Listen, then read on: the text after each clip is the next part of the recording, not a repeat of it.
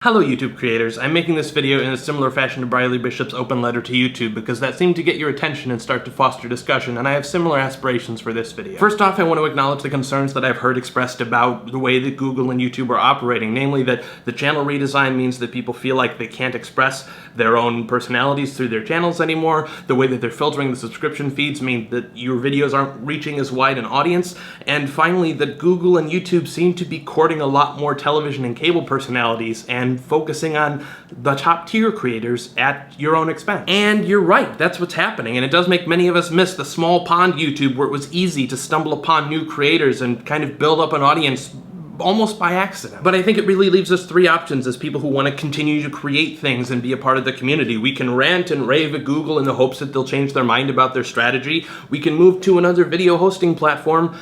Or finally, we can just grin and bear it. Now I have to say, with the option of jumping to other video hosting platforms, I think that would be a huge mistake. One of the huge benefits of television is that you didn't need to purchase a whole new box just to watch a new channel. You were simply a few button clicks away. You could go from incredibly high production value content and with a click, be watching cable access. And the content we produce is better than cable access, so that's an advantage. Then we have the option of trying to convince Google to change its mind, and there's an important thing to note here. In 2012, there was a bit over $30 billion spent on broadcast television, there was an additional $30 billion plus spent in cable advertising, and internet advertising was another $30 billion. What that means is that less than a third of the money going to ads that go to people who are watching video content is happening online. But you and I both know it's not gonna stay that way. Another study from IAB showed that video ads online outperformed those on broadcast and cable in every single metric. Plus, people are canceling their cable subscriptions because the internet is just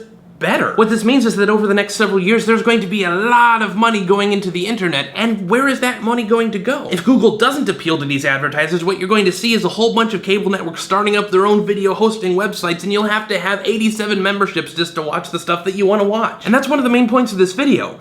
Google isn't making a mistake, and they don't have a problem. So does that mean that we're stuck with the grin and bear it option?